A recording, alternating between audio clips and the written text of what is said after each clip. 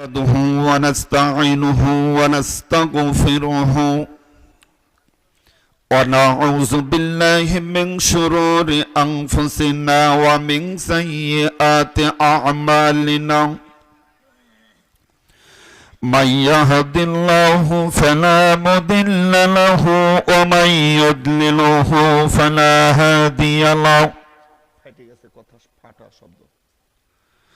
ونشهد أن لا إله إلا الله وحده لا شريك له ونشهد أن محمدا عبده ورسوله الذي أرسله بالحق بشيرا ونذيرا وداعيا إلى الله بإذنه وسراجا منيرا فقد قال الله تعالى في كلامه المجيد وفرقانه الحميد أعوذ بالله من الشيطان الرجيم بسم الله الرحمن الرحيم سبحان الذي أسرى بعبده ليلا من المسجد الحرام إلى المسجد الأقصى الذي باركنا حوله لنوريه من آياتنا إنه هو السميع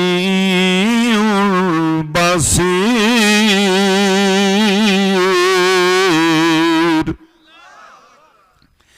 إن الله وملائكته يصلون على النبي يا أيها الذين آمنوا صلوا عليه وسلموا تسليما اللهم একটু কম করে দেন তো কিন্তু ফাটা ফাটা লাগছে আওয়াজটা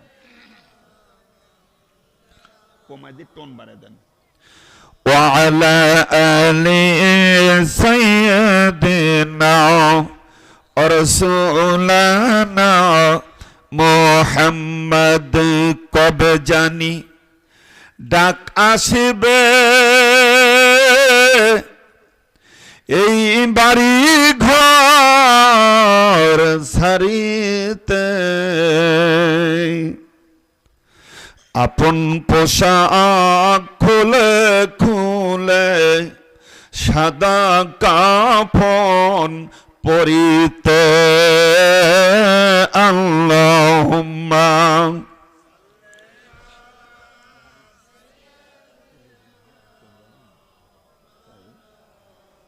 কিছু বলবেন না আচ্ছা আচ্ছা দেন জিকির লা ইলাহা ইল্লাল্লাহ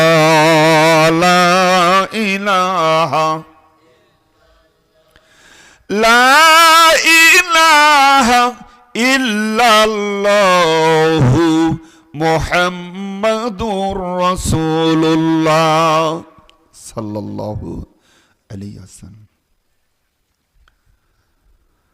عن أبي هريرة رضي الله تعالى عنه قال قال رسول الله صلى الله عليه وسلم لا يؤمن أحدكم حتى أكون أحب إليه من والده وولده والناس أجمعين رواه البخاري والمسلم ইমানের পথে অবিচল থেকে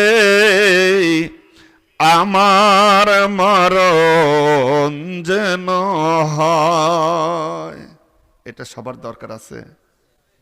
ইমান নিয়ে কবরে আসতে হবে। জি, এখন একটু অপেক্ষা করুন। আমার সাথে সাথে সবাই বলবেন, ইমানের পথে অবিচল থেকে আমার মরণ যেন হয়। তোমারই কাছে মিনতি আমার, ওগো রহিম রহমান,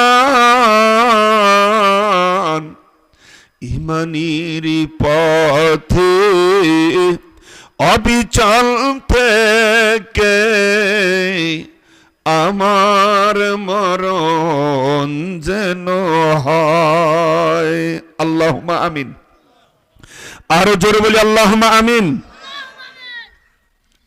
মুআজ্জাজ মুহতারাম হযরত উলামায়ে কিরাম, কুন্ডুপাড়া দারুল মাকাম কেন্দ্রীয় কবরস্থানের উন্নতি কল্পে আজকের এই তাফসীরুল কোরআন মাহফিলের সম্মানিত সভাপতি জনাব আলহাজ মোহাম্মদ আলী মুন্সি, আজকের মাহফিলের সম্মানিত প্রধান অতিথি আমার শ্রদ্ধাভাজন বড় ভাই জনাব ডাক্তার মোহাম্মদ শামস উদ্দিন সাহেব, বিশেষ অতিথি আমার আরেকজন বড় ভাই আপনাদের গ্রামেরই কৃত সন্তান জনাব আলহাজ মোহাম্মদ শাহিনুজ্জামান শাহিন ভাই, আল্লাহ পাক তাকে হায়াতে তৈয়বা দান করুন, আমিন।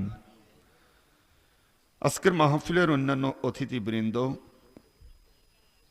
সম্মানিত ওলামায়ে দ্বীন, প্রধান বক্তা সুদূর রংপুর থেকে আগত অধ্যক্ষ আলহাজ রফিকুল ইসলাম সাইফি সাহেব, আমার পূর্বে যিনি আলোচনা রাখলেন আমার স্নেহস্পদ ছোট ভাই হাফেজ মাওলানা হুসাইফা আহমদ সাইফি, তার পূর্বে আলোচনা রেখেছেন হাফেজ মোহাম্মদ বাবুল হোসেন সহ অন্যান্য আলেমে দ্বীন, সামনে উপবিষ্ট পিতৃ সমতুল্য মুরব্বী কেরাম, তাওহীদি জনতার এক অংশ, অরুণ পথের তরুণ দল, বিপ্লব সেনা সোনার যুবকেরা, কচি কাচারা, পর্দার আড়ালেই অবলা সবলা সরলা মা বোনেরা, প্রশংসা করব কার?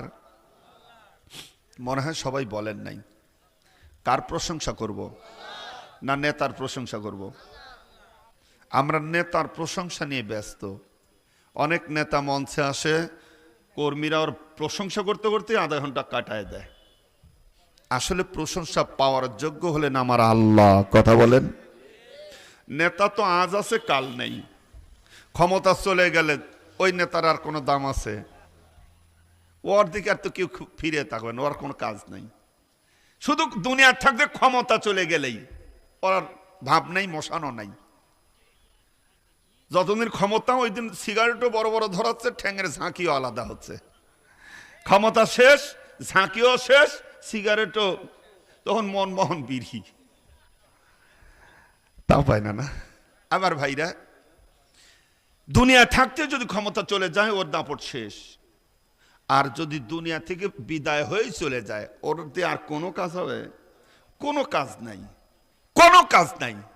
কিয়ামতের ময়দানে গিয়ে শুধু কর্মীর সাথে ঝগড়া লাগাবে। দুনিয়ার যে নেতারা, এই নেতা যদি ইসলামের পক্ষে হয়, কোরআনের পক্ষে হয়, কোরআনের পক্ষের যে মানুষগুলো, ওই মানুষগুলো হবে জান্নাতি মানুষ, তার সাথে ওই কোরআন অনুসরণকারী ওই কর্মীগুলো হবে জান্নাতি। আল্লাহু আকবার। আমার নেতা তোমার নেতা কি? আমরা কোন নেতাকে মানব? আমার নেতা তোমার নেতা? যেই নেতা দুনিয়ায় আপনাকে ভুলে নাই, যেই নেতা এখনো আপনাকে ভুলে নাই, যেই নেতা কিয়ামতের কঠিন মাহশর ময়দানেও আপনাকে ভুলবে না, আপনাকে নিয়েই জান্নাতে যাবে, আপনাকে জান্নাতে পৌঁছানো পর্যন্ত যার দায়িত্ব, সেই নেতা বিশ্বনবী মুহাম্মদ রাসূলুল্লাহ সাল্লাল্লাহু আলাইহি সাল্লাম। আমরা প্রশংসা করব, আমরা কার প্রশংসা করি? আল্লাহর। চিৎকার করে বলি আলহামদুলিল্লাহ। শতকোটি দরুদ ও সালাম বিশ্ব মানবতার মুক্তির দূত সৈয়দুল মুরসালিন রহমাতাল লিল আলামিন জনাবে মুহাম্মদ রাসূলুল্লাহ সাল্লাল্লাহু আলাইহি ওয়াসাল্লামের প্রতি দরুদ ও সালাম। সবাই বলি সাল্লাল্লাহু আলাইহি ওয়াসাল্লাম। স্মরণ করছি সেই সকল মর্দে মুজাহিদদেরকে যারা আল্লাহর জমিন আল্লাহর দ্বীনকে প্রতিষ্ঠিত করার জন্য, এই কোরআনের হুকমত, কোরআনের আইন বিধান নিয়ম নীতিকে প্রতিষ্ঠিত করার জন্য বুকের তাজা রক্তটা জমিনের উপর বিলাই দিয়ে গেছেন এবং এখনো যারা দিচ্ছেন সেই সকল মর্দে মুজাহিদদেরকে আল্লাহ রাব্বুল আলামিন জান্নাতি মেহমান হিসেবে কবুল করুন। সবাই বলি আল্লাহুম্মা আমিন। সম্মানিত ভাইরা, কথা বলার আমার একবারই সময় নেই। হয়তো বলবেন যে হুজুর উঠেই শুরু করে দিলেন। আমাকে একটা নির্দিষ্ট টাইম দেওয়া হয়েছে। এই টাইমের মধ্যে আমার দুইটা দায়িত্ব, কথাও বলা লাগবে, আবার আপনাদের পকেটেও হাত দেওয়া লাগবে। এ তো বুঝেনি যে হুজুরের একটা পাইকারি রেট হয়ে গেছে, মানে যেখানে যে এইটা থাকবেই আমার ঘাড়ে, যার কারণে এলাকায় আমি প্রাণ খুলে ওয়াজ করতে পারি না। ওই কিছুক্ষণ পরে আমার অন্য লাইন কাটা লাগে। যাই হোক, তারপরে আপনারা মহব্বত করেন, ভালোবাসেন, মহব্বত করে দাওয়াত দেন, এটাই আমার কাছে আনন্দের বিষয়। আলহামদুলিল্লাহ, আলহামদুলিল্লাহ। সম্মানিত হাজিরিন, আসুন, এই জন্য কোনো ভূমিকা ছাড়া আমি ডাইরেক্ট আলোচনার দিকে চলে যাব। তবে যতটুকু বলবো চেষ্টা করবো কোরআন থেকে কথা বলার জন্য, কারণ মাহফিলটা কিসের মাহফিল? কোরআনের মাহফিল। এখান থেকে কোরআন থেকে কথা বলাই লাগবে। আমার ভাইরা, এই কোরআনটার ভিতরে যে দুটো কথাই বলে একটু মনোযোগী হবেন। এই কোরআনের ভিতরে আল্লাহ পাক সব বিষয় সুন্দর করে বর্ণনা করে দিয়েছেন। সব আছে না? মা ফাররাতনা ফি কিতাবি মিন শাইইন, আল্লাহ পাক বলে এর মধ্যে কিছুই বাদ দেয় নাই, সব আছে। আছে না? সকল সমস্যার, আপনি যে কোনো সমস্যায় পড়বেন এই কোরআন আপনাকে সমাধান দিয়ে দিবে। আল্লাহু আকবার। আল্লাহ রাব্বুল আলামিন বললেন, ওয়ানাজ্জালনা আলাইকাল কিতাবা তিবয়ানান লিকুল্লি শাইইন ওয়া হুদান ওয়া রাহমাতান ওয়া বুশরা লিল মুসলিমিন।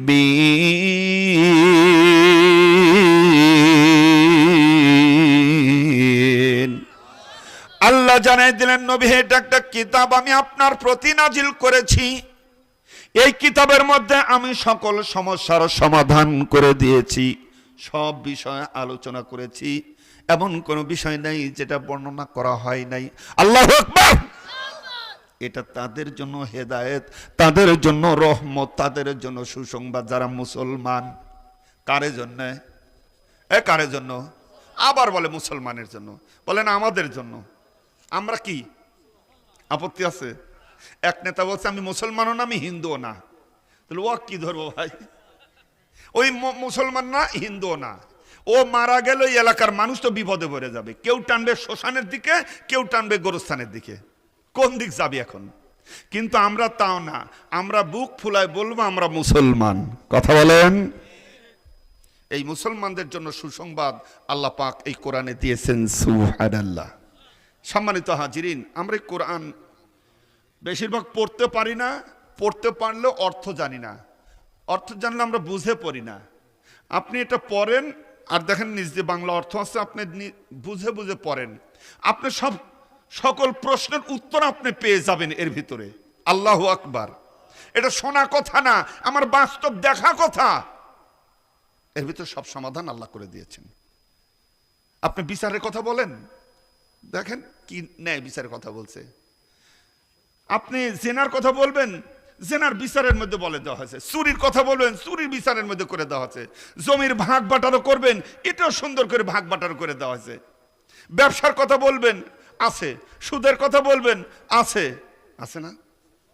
কর্মীর কথা বলবেন, নেতার কথা বলবেন, সব আছে। খালি একটা জিনিস নাই মনে হয়, সেটা হলো রাজনীতি। নাকি সংসদ কিভাবে চলবে মনে হয় এইটা নাই, মনে হয়। হ্যাঁ, এটাও আছে। একদম পরিষ্কার করে আল্লাহ পাক বলে দিয়েছেন ওই সংসদ কিভাবে চলবে, সংসদে যা কি কি আইন পাস করবে সে কথাও আল্লাহ বলে দিয়েছেন। আল্লাহু আকবার। আল্লাযীনা ইম্মাক্কান্নাহুম ফিল আরদি আকামুস সালাত ওয়া আতাউজ যাকাত ওয়া আমারু বিল মারুফি ওয়া নাহাউ আনিল মুনকার ওয়ালিল্লাহি আকিবাতুল উমুর।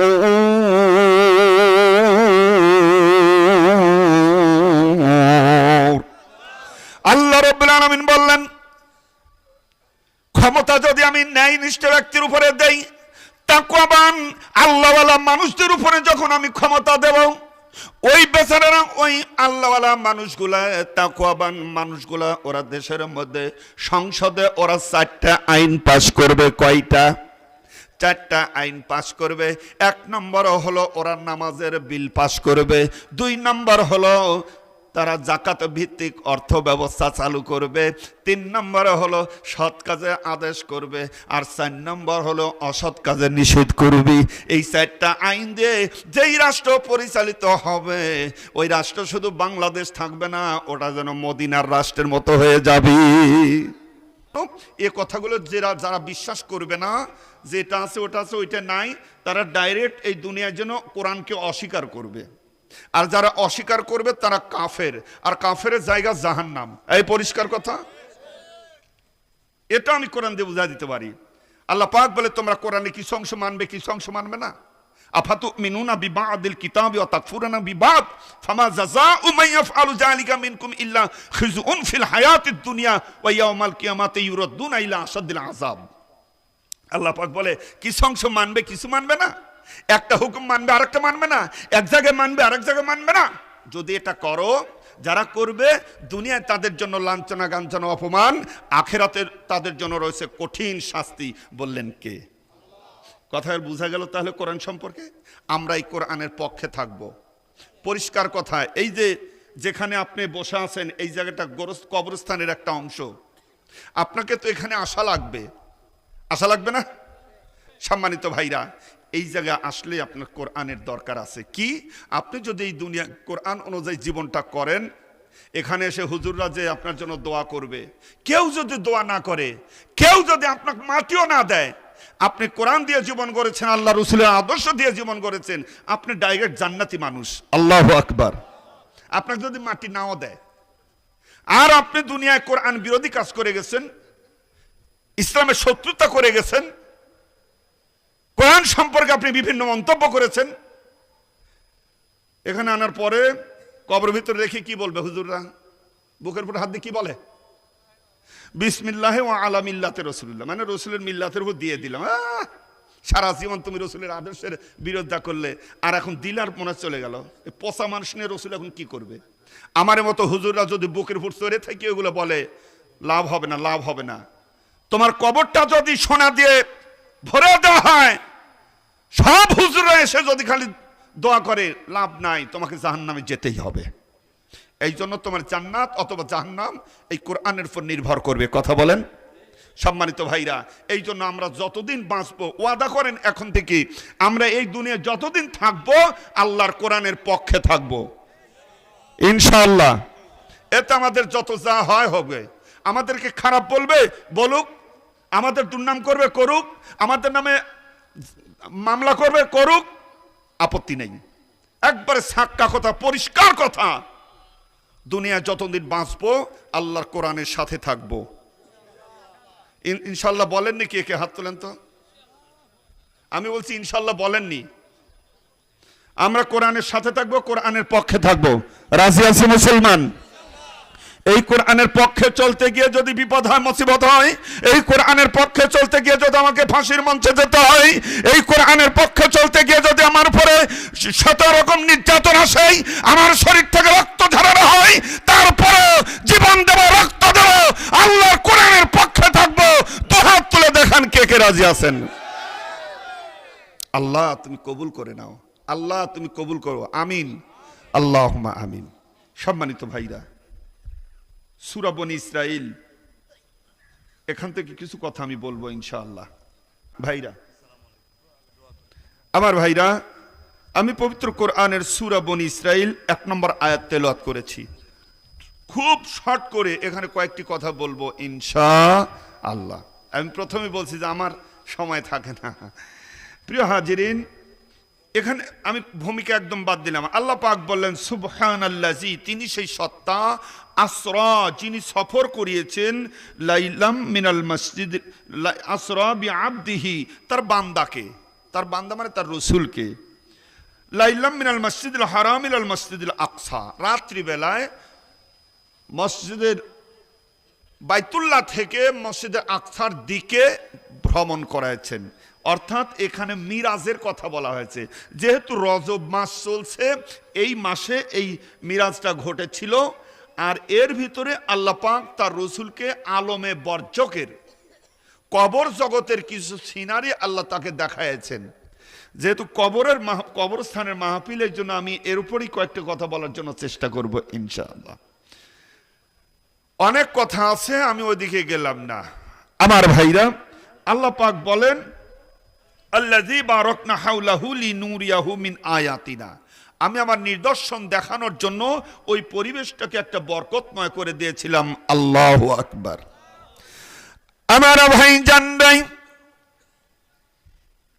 আল্লাহ রাব্বুল আলামিন তার বান্দাকে, তার রাসূলকে দাওয়াত করেছিলেন তার আরশ মহল্লায় নেওয়ার জন্য, তার বাড়িতে নেওয়ার জন্য দাওয়াত করেছিলেন, যেটা দুনিয়ার কোনো মানুষকে তিনি করেন নাই। তিনি করেছেন আমাদের প্রিয় নবী মুহাম্মদুর রাসূলুল্লাহ সাল্লাল্লাহু আলাইহি ওয়াসাল্লাম কি। এই মিরাজের মাধ্যমে আল্লাহ রাব্বুল আলামিন আমাদের নবীর সম্মানটা আরো অনেক গুণে বেশি বাড়ায় দিয়েছেন। সুবহানাল্লাহ। ও আমার ভাই জানেরা, এই মিরাজের অনেক লম্বা ঘটনা রয়েছে, অনেক কথা রয়েছে। চলার পথেই যখন তিনি বাইতুল্লাহ থেকেই বোরাকে উঠে হযরতে জিব্রাইলের সঙ্গে রওনা করলেন, বাজান রে, আমার আল্লাহ রাব্বুল আলামিন তাকে অনেকগুলো জান্নাত জাহান্নামের দৃশ্য তারে দেখায়েছেন। ও আমার ভাই জানেরা, আল্লাহর নবী বলেন আমি জিব্রাইলের সঙ্গে রওনা দিলাম। বেশ কিছু দূর যাওয়ার পরে আমি লক্ষ্য করে দেখলাম কিছু মানুষ, একদল মানুষ, এই মানুষগুলোর নখগুলা এরকম বড় বড় তামার নখের মতো নখ দেখা যায়। ওই মানুষগুলো তাদের নিজের নখ দিয়ে, চারা দিয়ে এরকম করে নিজের চামড়া, নিজের মুখের গোস্তগুলো ছিঁড়ে ফেলতেছে, নিজে এরকম ছিঁড়ে ফেলতেছে। আল্লাহর নবী জিজ্ঞাসা করলেন, জিব্রাইল, এই মানুষগুলোর এই অবস্থা কেন? এরা কারা, কি অপরাধ করেছিল দুনিয়ায় এদেরকে এরকম কষ্ট দেওয়া হয়? হযরতে জিব্রাইল আমিন বলতেছেন, নবী গো, এরা ওই মানুষ যারা দুনিয়ার বুকে একজন আরেকজনের গীবত করত, দুর্নাম করত। বোঝেন গীবত করা? আল্লাহর বান্দারা, আমরা একজন আরেকজনের গীবত করা যথেষ্ট পটু। স্টলে বসলে শুধু আরেকজনের দুর্নাম, মহিলারা এক জায়গায় বসলে একজন আরেকজনের দুর্নাম, এক নেতা আরেক নেতার দুর্নাম, এক চেয়ারম্যান আরেক চেয়ারম্যানের দুর্নাম, এক হুজুর আরেক হুজুরের দুর্নাম আছে না? সব জায়গায় একজন আরেকজনের দুর্নাম। কিন্তু তুমি জানো না এই গীবত করা, এই দুর্নাম করা তোমার জন্য কত ক্ষতিকর। বরং যার গীবত করবে ওর গুনাহটা তোমার ঘাড়ে চেপে যাবে। আমার বাজানরা, আমার ভাই জানেরা, আল্লাহ রাব্বুল আলামিন বলেন, ওয়ালা ইয়াগতাব বা'দুকুম বা'দা, তোমরা একজন আরেকজনের গীবত করো না। কার নিষেধ? আল্লাহ রাব্বুল আলামিন নিষেধ করে দিয়েছেন। অথচ আমরা যদি মাথার দিকে দেখতে চাই, আমাদের দেশের মাথার দিকে যদি খেয়াল করে, যারা উপরে আছে, যারা বড় চেয়ারে আছে, তাদের কাজই হলো এক দল আরেক দলের দুর্নাম করা, গীবত করা, ঠিক কিনা? আমার মাথা থেকেই ভেজাল। ও সোনার ভাই জানেরা, এই জন্য নিষেধ করব, আমরা গীবত করব না বলি ইনশাআল্লাহ। নবী আমার বলেন সামনের দিকে যাই। বেশ কিছু দূর যাওয়ার পরে তিনি লক্ষ্য করে দেখলেন একদল মানুষ পানির ভিতরে হাবুডুবু খায়। সাঁতার না জানলে মানুষগুলোর যে অবস্থা হয়, এই মানুষগুলো পানির মধ্যে হাবুডুবু খাচ্ছে। যখন আউর কাউর করতে করতে কিনারে আসতেছে, ফেরেশতারা ওর মুখের মধ্যে পাথর শিলাই দিয়ে আবার ডুবাই দেয়, আবার উঠে আবার ডুবাই দেয়। আল্লাহর নবী জিজ্ঞাসা করলেন, জিব্রাইল, এই মানুষগুলোর অবস্থা এটা কেন, কি অপরাধ ছিল তাদের? হযরত জিবরাইল আমিন বলেন, নবী গো, এরা হলো দুনিয়ার ওই সমস্ত মানুষ যারা সুদখোর। কি খোর? এজোর বলে না, কি খোর? সুদখোর। সুদ খাওয়া কি হালাল না হারাম? মানুষ খায় না খায় না? রে আল্লাহর বান্দারা, ভালো করে শোনেন। আল্লাহ রাব্বুল আলামিন বললেন, ওয়া আহাল্লাল্লাহু বাইয়া ওয়া হারামার রিবা, তোমাদের জন্য ব্যবসাটাকে হালাল করা হয়েছে আর সুদকে হারাম করা হয়েছে। তোমরা ব্যবসা করো, ব্যবসা করলে ব্যবসাটা সলিড ভাবে করলে ওটা ইবাদতের সওয়াব হবে, সুবহানাল্লাহ। কিন্তু তোমরা সুদ খেও না, সুদ তোমাদের জন্য হারাম করা হয়েছে। এত ওয়াজ করার পরে কোরআনে নিষেধ, হাদিসে নিষেধ, আলেম ওলামারা নিষেধ করে, তারপরেও বাংলাদেশ থেকে সুদ চায় না, ঠিক কি না? এই মুসলমানেরা, মুসলমান দাবি করো, সুদ খাইবার ইবাদত করবে, ওয়াল্লাহি আপনার একটা ইবাদত আল্লাহ কবুল করবে না। কারণ ইবাদত কবুল হওয়ার জন্য তিনটা শর্ত মনে রাখবেন। ইবাদত কবুল হওয়ার জন্য তিনটা শর্ত। একটা হলো সহি নিয়ত, আরেকটা হলো হালাল খাদ্য, আর 3 নম্বর হলো রসুলের তরিকা। এই তিনটা মিলে যদি ইবাদত করা হয়, ওই ইবাদত আল্লাহ অবশ্যই কবুল করেন। আর এই তিনটার ভিতরে যদি কোনো একটা অভাব থাকে, তাহলে ওটা কবুল হবে না। তুমি হারাম খেয়ে ইবাদত করবে, তোমার দোয়া কবুল হবে না। আমার ভাইরা, ও আল্লাহর বান্দারা, আল্লাহর নবী বলেছেন সুদের 70টা গুনাহ, তার মধ্যে সর্বনিম্ন হলো নিজের মায়ের সঙ্গে জিনা করা। নবী আমার বলেন, যে ব্যক্তি সুদ খায়, যে সুদ দেয়, যে সুদের সাক্ষী, যে সুদ লেখে, তার জনকে আল্লাহ রসুল অভিশাপ করেছেন, নাউজুবিল্লাহ। এই 4 জনই অভিসম্পাত, রসুলের অভিশাপ তাদের উপরেই।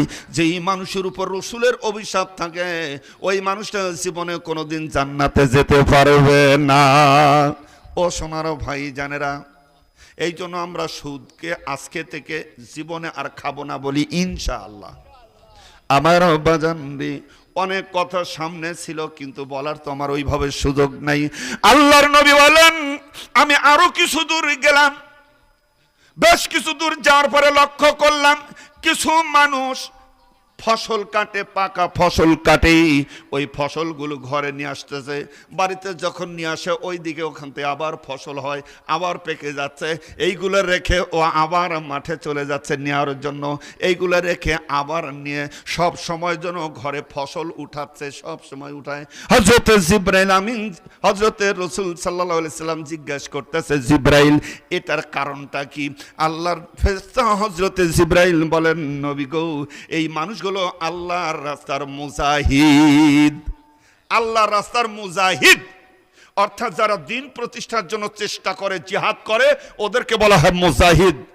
এই কোরআনের হুকমতকে, কোরআনের আইন বিধানকে জমিনের উপর প্রতিষ্ঠিত করার জন্য যারা চেষ্টা করবে, এদেরকে বলা মুজাহিদ। এরা কি?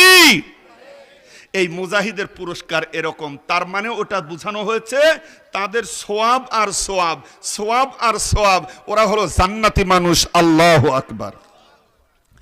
আল্লাহ রাব্বুল আলামিন বললেন, ومن يقاتل في سبيل الله فيقتل أو يغلب فسوف نؤتيه أجرا عظيما। আল্লাহ রাব্বুল আলামিন বললেন, যারা আল্লাহর রাস্তায় আল্লাহর দ্বীনকে প্রতিষ্ঠিত করার জন্য যারা চেষ্টা করবে, এই কাজ করতে গিয়ে যারা নিহত হবে অথবা জীবিত থাকবে, উভয় অবস্থায় আল্লাহ রাব্বুল আলামিন তাদের মহা পুরস্কার দিবেন। সুবহানাল্লাহ। কার কথা? আল্লাহর দ্বীনকে প্রতিষ্ঠিত করতে গিয়ে, দ্বীনকে বিজয়ী করার জন্য, ইসলামকে বিজয়ী করতে গিয়ে যদি কেউ শহীদ হয় তাও জান্নাতি, যদি শহীদ না হয়, বেঁচে থাকে, তাও জান্নাতি। মহা পুরস্কার, আজরান আজিমা। বললেন কে? আমি কি কথা বুঝাইতে পেরেছি? কার কথা? আল্লাহর কোরআনের কথা। তো এরকম লোভনীয় জিনিস আমরা ছাড়বো কেন? এটা লোভনীয় জিনিস। জান্নাত পাওয়ার একটা সহজ উপায়, সেটা হলো এই তাকান, এটা কি? এই কোরআনের হুকমত এই জমিনের উপর প্রতিষ্ঠিত করার জন্য চেষ্টা করা, সংগ্রাম করা। যারা করে এদেরকে বলা হয় মুজাহিদ। এই কথা বলেন। আমার ভাইরা, এই জন্য, এই লাভের জন্য, আমরা দুনিয়ার কোন লাভের জন্য নয়। আমার ভাই জানবে, আল্লাহর নবী বলেন আমি সামনের দিকে রওনা দিলাম। বেশ কিছু দূর যাওয়ার পরে লক্ষ্য করে দেখলাম কিছু মানুষের মাথা পাথর দিয়ে চুরমার করে দিচ্ছে। মাথার উপরে পাথর মারতেছে, মাথাটা একবারে ছিন্ন বিচ্ছিন্ন হয়ে যায়। আমার ভাই জানবে,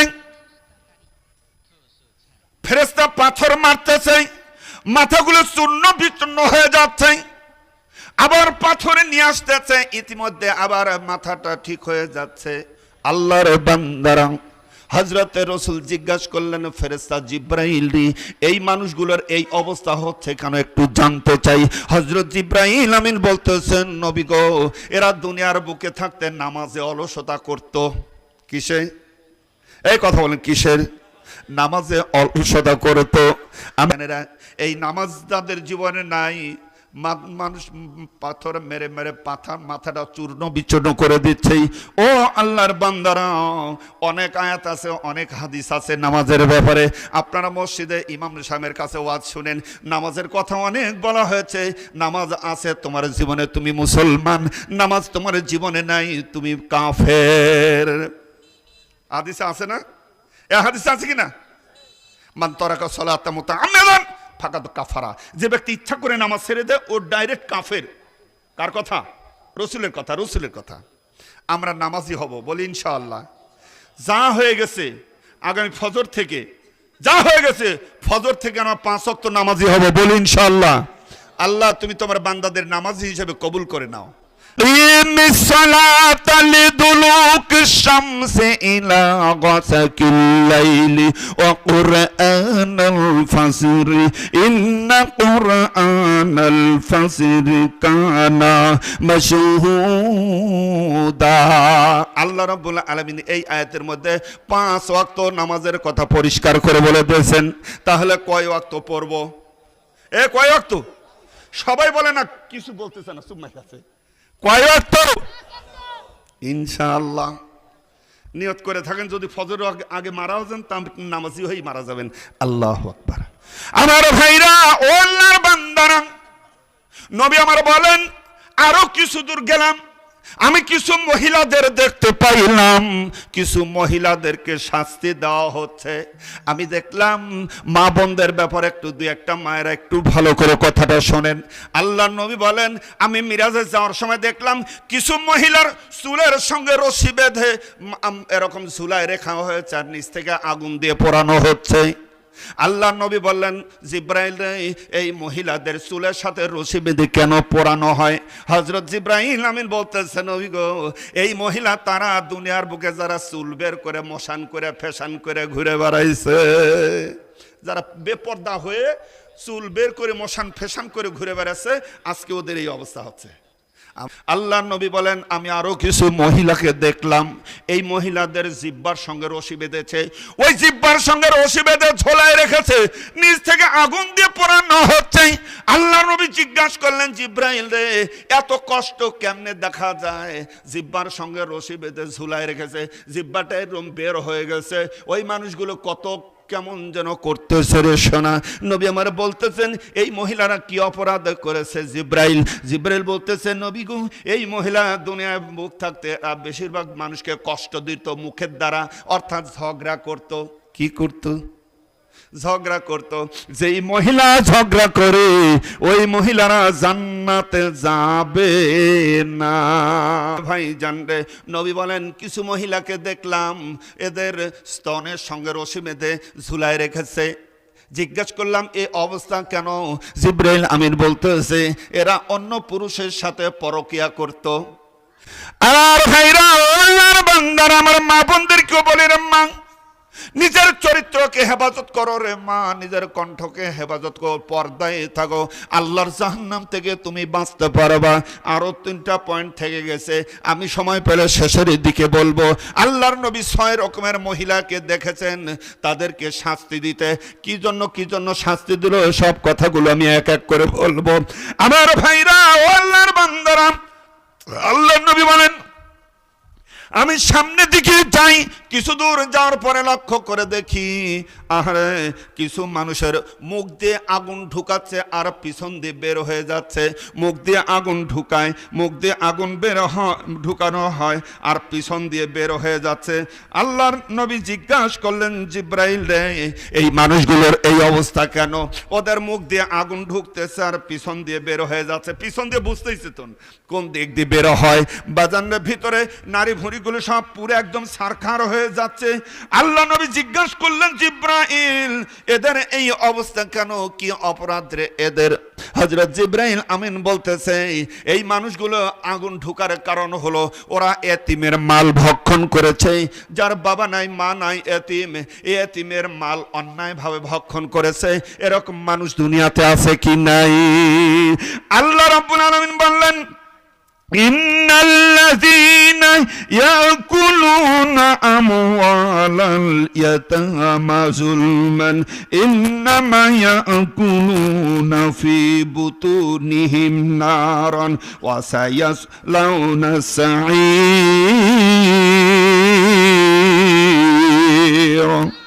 আল্লাহ রাব্বুল আলামিন বললেন, যারা এতিমদের মাল খাবে, অন্যায়ভাবে যাদের এতিমের মাল ভক্ষণ করবে, ওরা যেন ওদের পেটের ভিতরে আগুন ঢুকাইলো। কি ঢুকাইলো?